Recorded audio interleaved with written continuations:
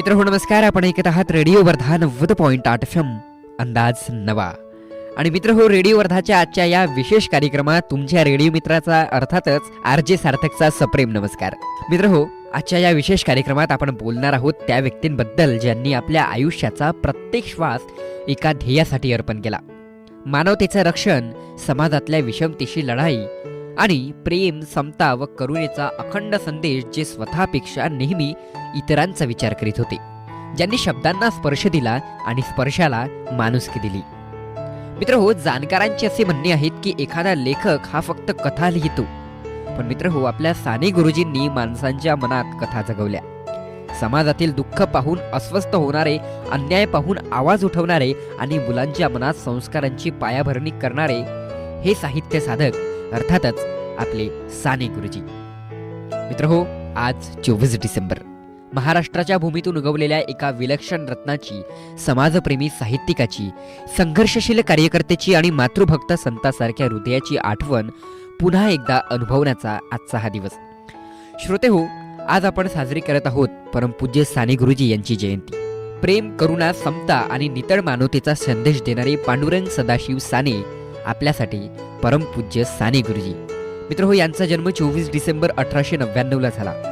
दीनदुबळ्यांच्या अश्रूंना आपले अश्रू मानणारा, जनमानसाच्या वेदना आपल्या लेखणीतून जगासमोर आणणारा हा समाजसैनिक आजही प्रत्येकाच्या मनात चिरंतर जिवंत आहेत. मित्र हो, गुरुजींचे बालपण हे अत्यंत साधे होते. कोकणातील पावसासारखी निर्मळता आणि डोंगराच्या कड्याइतकी कठोर जिद्द ही त्यांची वैशिष्ट्येच होती. शिक्षक म्हणून त्यांनी हजारो विद्यार्थ्यांच्या मनात ध्यानाची दीपमाळ पेटवली. त्यांच्या अध्यापनात केवळ पुस्तकी धडे नव्हते, तर आयुष्य जगण्याची नवी उमेद होती. श्रमाची प्रतिष्ठा आणि सत्यासाठी झगडण्याचे धैर्य होते. आणि म्हणूनच लोकांनी त्यांना आदराने गुरुजी ही मानाची उपाधी देखील बहाल केली. मित्र हो, साने गुरुजींना लोकांनी गुरुजी ही मानाची उपाधी दिल्यानंतर त्यांच्या जीवन प्रवासाला एक वेगळीच दिशा लाभली.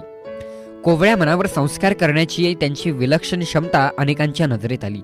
ते केवळ एक शिक्षक नव्हते, तर विद्यार्थ्यांच्या मनातील भीती दूर करणारे मार्गदर्शक, जगाकडे पाहण्याचा नवीन दृष्टिकोन देणारे प्रेरक होते.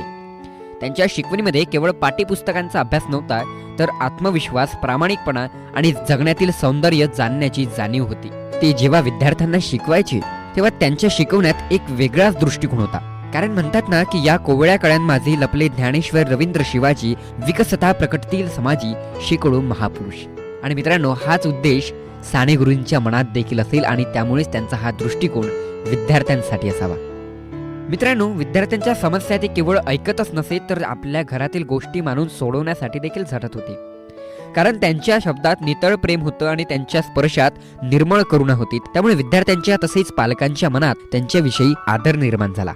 शिक्षक म्हणून काम करता करता साने गुरुजी समाजातील अनेक प्रश्नांकडे अधिक संवेदनशील झाले.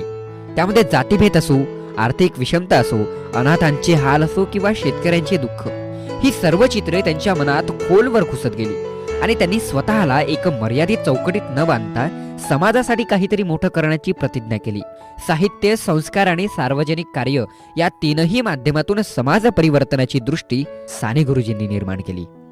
त्यांच्या लेखनातून उमटणारा प्रत्येक शब्द हा त्यांच्या मनातील माणुसकीच्या व्याकुळतेचा आवाज होता. या सर्व सामाजिक जाणीवा आणि मानवतेचे मूल्य रुजत असताना त्यांच्या ध्येयाला राष्ट्रप्रेमाची जोड मिळाली. आणि त्यानंतर त्यांच्या आयुष्यातील पुढचा अध्याय म्हणजेच स्वातंत्र्य लढ्यातील त्यांचे तेजस्वी असे योगदान. मित्रांनो, साने गुरुजी स्वभावात अतिशय संवेदनशील, करुणाशील आणि समाजहिताचा विचार करणारे होते. अन्याय, गरिबी, भेदभाव आणि शोषण पाहून त्यांचे अंतःकरण हे व्याकुळ होत असे. समाजातील ही विसंगती दूर करण्यासाठी काहीतरी मोठं आणि काहीतरी अर्थपूर्ण करण्याची शक्ती त्यांच्या आतूनच निर्माण झाली. ही जाणीव वाढू लागली आणि हळूहळू राष्ट्रीय कार्याकडे ते आकृष्ट झाले. देश गुलाम आहे, जनता भयभीत आहे आणि देशाच्या भविष्यावर परकीय सत्ता आरूढ आहे, हे वास्तव त्यांना अस्वस्थ करत होते. त्यामुळे स्वातंत्र्य लढ्यात सहभागी होणे ही त्यांच्या जीवनातील एक अपरिहार्य दिशा बनली. मित्रहो, याच काळात त्यांच्या विचारांना, त्यांच्या स्वभावाला आणि त्यांच्या देशसेवेच्या दृष्टिकोनाला एका महान व्यक्तिमत्वाची दिशा मिळाली, ती म्हणजे परमपूज्य महात्मा गांधीजींची. मित्रहो, साने गुरुजींना स्वातंत्र्य लढ्यातील कृतींची प्रेरणा कोठून मिळाली असेल, तर ती थेट गांधीजींच्या चारित्र्यातून आणि त्यांच्या मार्गदर्शनातून. गांधीजींची आत्मशुद्धीचे तत्व, सत्याचे अपरिहार्य मूल्य आणि अहिंसेचा निर्भय असा मार्ग या सर्वांनी साने गुरुजींवर गाढ छाप टाकली. मित्रहो, गांधीजींसारख्या थोर व्यक्तीने अंगीकारलेली साधेपणाची जीवन पद्धती आणि जनसेवेचे व्रत त्यांनी मनापासून स्वीकारले. आणि म्हणूनच गांधीजींच्या प्रेरणेनेच साने गुरुजी स्वातंत्र्य चळवळीत उतरले. त्यांना वाटत असे की स्वातंत्र्य मिळवण्यासाठी तलवारीची धार नव्हे तर माणसातील करुणेची आणि नैतिकतेची ताकद आवश्यक आहे. सत्याग्रह, स्वदेशी बहिष्कार या गांधीवादी उपक्रमात साने गुरुजींनी मनोभावे सहभाग घेतला आणि अन्यायाविरुद्ध ते नेहमी ठाम उभे राहिले. सत्य हे पुरुषार्थाचे सामर्थ्य आहे आणि अहिंसा ही मानवतेची खरी ओळख आहे असे सांगताना ते गांधीजींचेच विचार पुढे नेत होते. मित्रहो, स्वातंत्र्य लढ्यातील योगदानाबरोबर साने गुरुजींनी समाज जागरणासाठी अनेक अशा महत्त्वपूर्ण संघटना उभारल्या आणि जनजागृतीच्या मोठमोठ्या मोहिमा राबवल्या. समाजातील विषमता, जातीभेद आणि दाभिंगतेने ते मनोमन त्रस्त होते. या समस्यांचा कायमस्वरूपी उपाय शोधण्यासाठी त्यांनी राष्ट्र सेवा दल या संघटनेची उभारणी करण्यामध्ये महत्त्वपूर्ण सहभाग दिला. युवकांना शिस्त, राष्ट्रनिष्ठा, समाजसेवा आणि संघटित कार्याची शिकवण देणारे एक प्रेरणास्थान बनले. मित्रहो, साने गुरुजींचा स्पष्ट हेतू होता की स्वातंत्र्य मिळालं तरी ते टिकवण्यासाठी सजग, शिस्तबद्ध आणि नैतिकदृष्ट्या बळकट नागरिकांची गरज असते. समाजातील असमानतेविरुद्ध त्यांनी उभी केलेली आणखी एक मोठी भूमिका म्हणजे अस्पृश्यतेविरोधी मोहीम. त्यांच्या मते अस्पृश्यता ही भारताच्या आत्म्यावरील जखम आहे.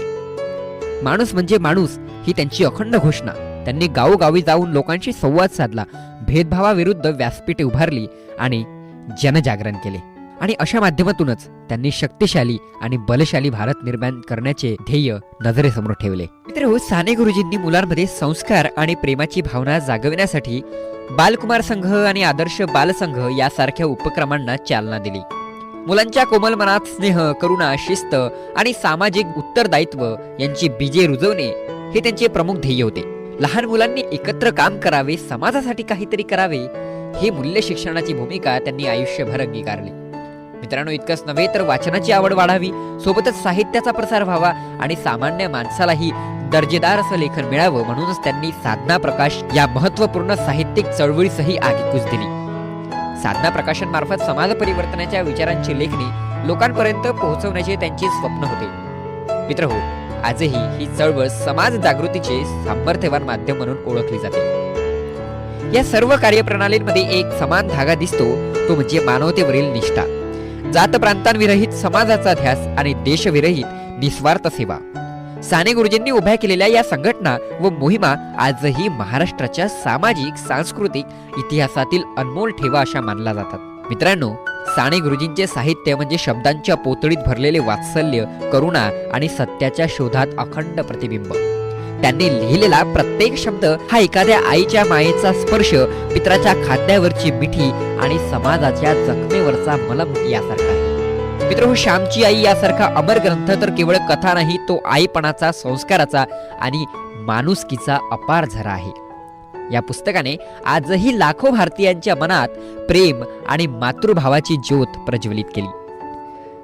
मित्रहो, त्यांच्या लेखनात कविता, कथा, आत्मकथन, समाजनीती आणि तत्वज्ञान हे सर्व वेगवेगळ्या रूपात फुलले होते. साने गुरुजींच्या कविता विशेषतः कोवळ्या भावनांच्या आणि निर्मळ विचारांच्या. त्यांच्या कवितात मुलांबद्दलचं प्रेम, समाजातील वेदनांविषयीची तळमळ आणि माणसाला माणूस म्हणून पाहण्याचा आग्रह हा कायम जाणवतो. मित्रहो, त्यांच्या शब्दातील साधी भाषा, भावनांचा प्रगल्भ असा संगम आणि मनाला भिडणारा उदार असा संदेश आजही प्रत्येक शाळकरी मुलापासून मोठ्यांपर्यंत प्रत्येक भारतीयाच्या मनावर ठसा उमटवतो. शालेय कवितांमधून, बलसागरमधून, भारत होवो सारख्या लेखनातून साने गुरुजी देशभक्ती, मानवता, करुणा आणि नैतिकतेची जाणीव प्रत्येकाच्या मनात रुजवत राहतात. आणि म्हणूनच त्यांच्या साहित्याचा प्रभाव केवळ शालेय वाचनापुरता नाही, तर तो जीवनभरासाठी प्रेरणा देतो. चला मित्रहो, सरते शेवटी या भारत मातेच्या रत्नाची आज आपण जयंती साजरी करतोय. मित्रहो, साने गुरुजींच्या जीवनाचा प्रवास, त्यांच्या कार्याची गाथा, साहित्याची संपदा आणि मानवतेचा संदेश सगळं आपण आज इथे अनुभवलंय. त्यांच्या विचारांचा प्रकाश, त्यांच्या लेखनाचा गंध आणि त्यांच्या कार्याची प्रेरणा ही आपल्या हृदयात नक्कीच जिवंत राहील. तर मित्रहो, याच वेळावर मी तुमचा रेडिओ मित्र अर्थातच आरजे सार्थक आपली इथेच रजा घेतो. पुन्हा आपली भेट अशाच एका विशेष कार्यक्रमात. तोपर्यंत ऐकत रहा रेडिओ वर्धा 90.8 FM. अंदाज नवा. धन्यवाद. नमस्कार.